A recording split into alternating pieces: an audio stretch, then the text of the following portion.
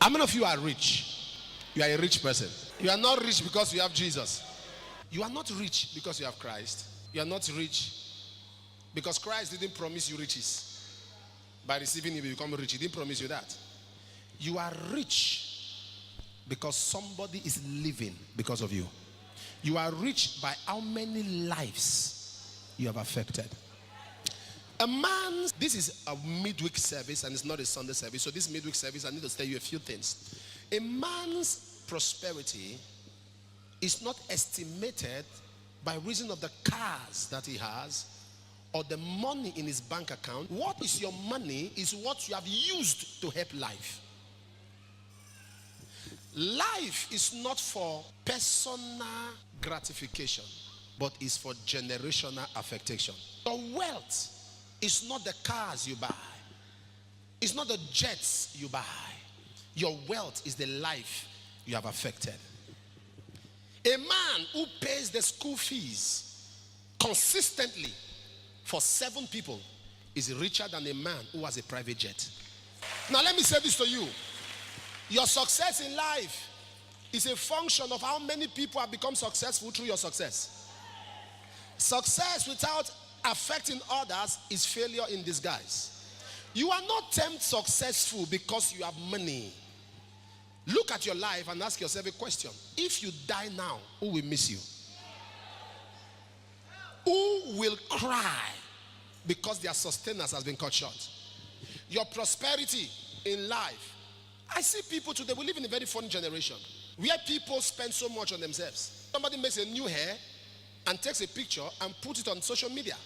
Somebody takes a bag and puts it on social media. Maybe spends 1 million naira buying one bag. And the mother is in the village for 7,000 naira that she has not been able to pay in their union meeting. We are not living well when we live to ourselves. We live well when we live for people.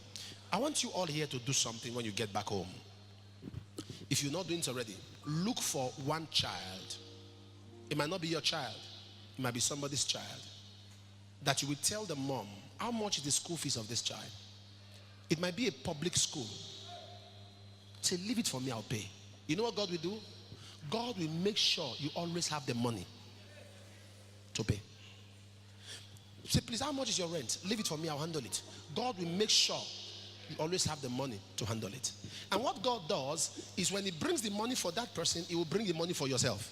Nobody has his money. All of us are treasurers in God's hands. So can we begin to have this understanding that the impact you make, you are going to be remembered for 2 things: the problems you solved or the problems you caused. You're going to be remembered for 2 things: how much life you affected and how much life you ignored. The true estimation of wealth is how much affectation, how much impact you have made in people's life. So look for one person. Are you hearing what I'm saying? Look for that person and say, in my little level, it might not be education, it might just be a daily meal. And you tell somebody, every week I'll be able to drop 1,000 naira for you for feeding. I want to make it my duty. And you'll be surprised that you'll never be stranded. Do you understand? That is the true meaning of riches. What you have done in the life of somebody.